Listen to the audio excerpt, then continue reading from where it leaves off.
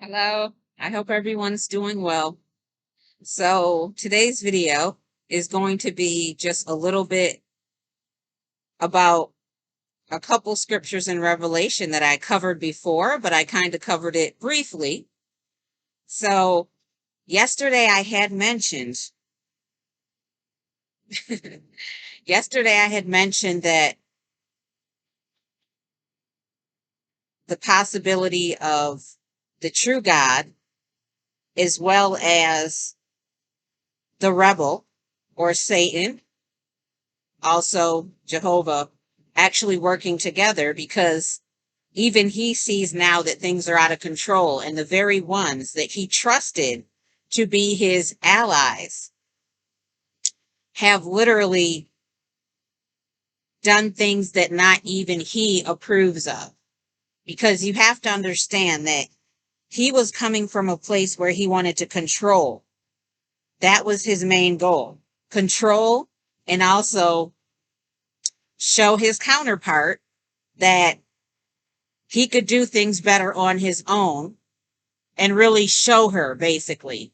Um, it was just that resentment, that jealousy, that he needed to prove himself.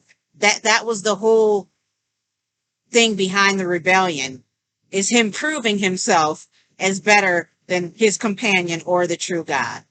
Okay. So that's what has actually changed recently.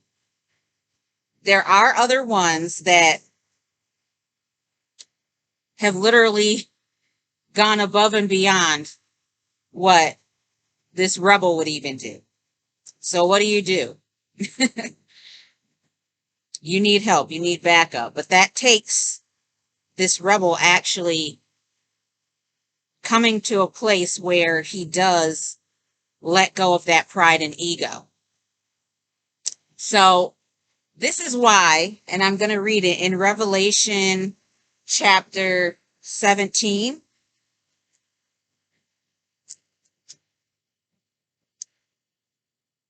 Revelation chapter 17 and verses 16 through 18.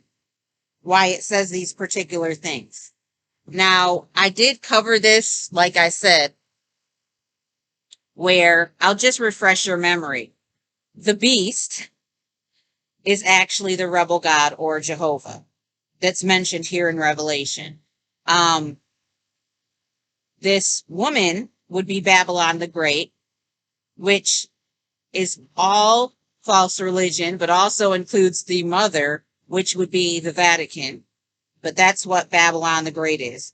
All religion, all religions that do not obey that law of love. Okay, and then the 10 horns, if you remember, were basically these different governing influential families, basically. So they control everything around the world, infiltrating society, the government, companies, corporations, everything. So that's the 10 horns. I just wanted to refresh your memory before I read this. Okay. So in 16, it says, and the 10 horns that you saw, they and the beast will hate the prostitute. They will make her desolate and naked and devour her flesh and burn her up with fire. For God has put it into their hearts to carry out his purpose by being of one mind and handing over their royal power to the beast until the words of God are fulfilled. Okay. So basically, this scripture, what I've been saying, the beast will hate the prostitute. Okay. Remember, the prostitute had the name Babylon the Great. So why would this beast or this rebel or Satan turn on the very ones that he aligned with millennials ago? Well, I just told you the reason. Things are out of hand. It's at the point now where he is willing to team up with the very one that he rebelled against to actually put an end to these entities that are basically creating havoc on the world. They are not doing what he wanted. Remember, he has constantly tried to basically form his own nation, and it's failed. So what does this mean? He still has free will. So just like I said before, these things in Revelation don't have to take place. It depends on these entities' actions. Okay? The true God and the ones that represent her always are willing to offer or extend forgiveness. They are also willing to extend love. So, once again, as I said, she will never, or her representatives, approach these ones, but she leaves it up to them to approach her or her representatives. She does not chase people in pursuit of peace because she realizes that because of free will, these energies or entities have to come to a certain heart and mind and also let go of that pride and that resentment in order to approach her for the necessary help. Okay, hopefully that makes sense. But that's why this scripture is there. This is why the beast will hate the prostitute, burn her up, devour her, basically put an end to it, even though this beast has been supporting this prostitute for all this time. Okay, hopefully that makes sense. But that's also why I said, if this rebel exercises free will to do what's right,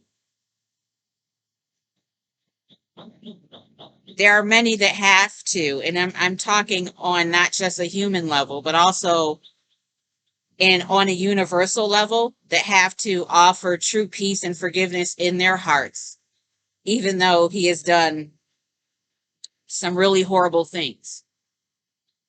I'll put it to you this way. If he can attempt to really put the true God's life in jeopardy and really oppress, destroy so many things that she loved, and she is still willing to offer forgiveness in order to work together for a common purpose, then I think that most humans have not went through what she has. And if she can offer forgiveness and unconditional love, you have it within yourselves to do the same. Because remember, you were made in her image. Okay. Take care, everyone. Love and peace to you all. Bye-bye.